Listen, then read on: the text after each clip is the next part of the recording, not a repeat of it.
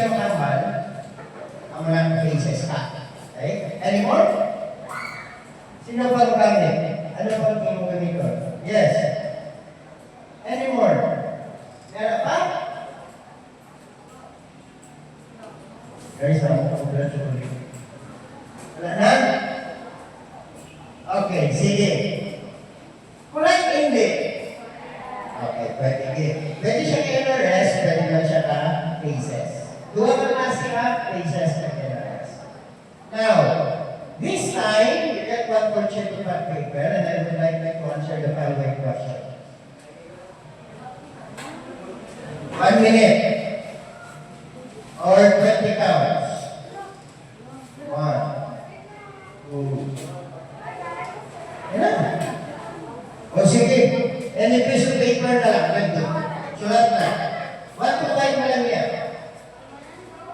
Okay, number 1 and 2. A pain assessment is important in conducting emergency response. True or false?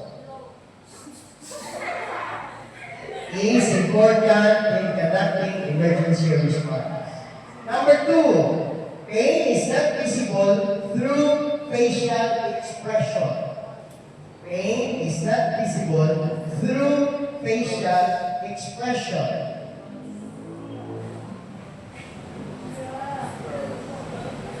Number 3, the faces scale is not applicable with a 4-year-old child. Hindi ko na applicable ang faces scale sa 4-year-old na child. Number 4, pain assessment helps responder to provide first aid treatment. Number 4, pain assessment helps responder to provide first aid treatment. And number 5, numeric pain scale ranges from 1 to 10.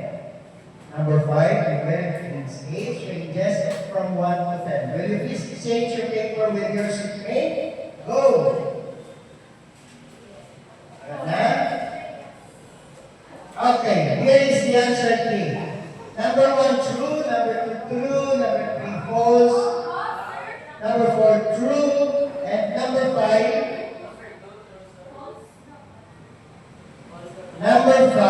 is true. Hindi na siya false. Janeta. Salah.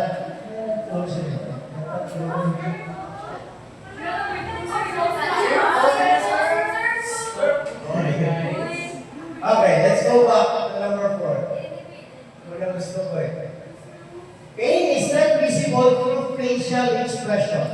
Hindi ko na makita ang pain sa facial expression. True or false? Makita? Okay, ang pain. Okay. Ang question na is, how painful is that pain?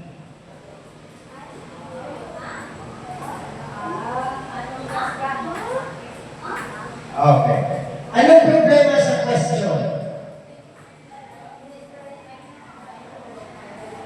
Why did you say it's false? Anong problema sa question? Dali.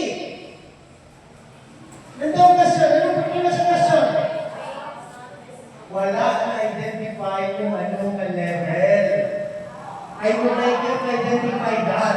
Remember, responders ka mo, ginaglatanda ka mo, mag-identify sa diferensya. Okay?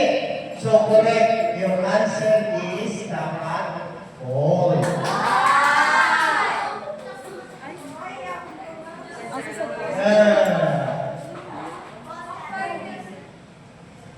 Ang 5 is true binasaya.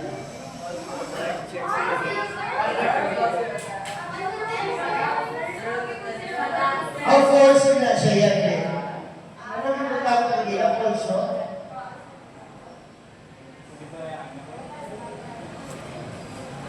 Tinututungin yung answer key para nga may question kita in the process. Okay? Okay na ba? So, isave ko na rin. Kaya muli siya dapat ang dapat. Okay, guys. Assignment ni siya ninyo. Sunod.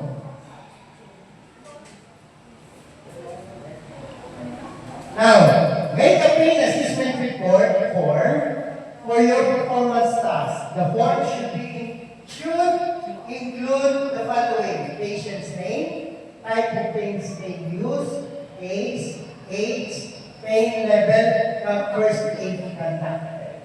Please have a picture of that. Kaya muna akong i-compara sa inyo sa next natin meeting before the mag-dream simultaneous. Okay? Kaya ginagawa kaya ako na kasi during the dream. Question. Thank you very much for your time. We were able to finish it before 1 hour. And yes, congratulations. I hope to see all these skills during the simulation dream. Ginagawa na evaluation kung sa pain, responders, medical. Please all rise. In the name of the Father, and of the Son, and of the Holy Spirit, amen. Lord, thank you very much for this day that we were able to discuss these things and we've learned something, a new skill naman, para sa amon nga respectively. All this we ask in Jesus' name. Amen. Please help us also to be safe as we go along, Lord. Please go home safely. Sino po itong answer kanina? Isa. Kaya po ito isa. Kaisa na nag-answer si Dennis. And sino po itong isa? Kanina po isa ito na. Yes, ikaw. Ang sa tiray na yun, ikaw yan? Wala. Answer. Uy, may mga assistant ang ganyan sa likod.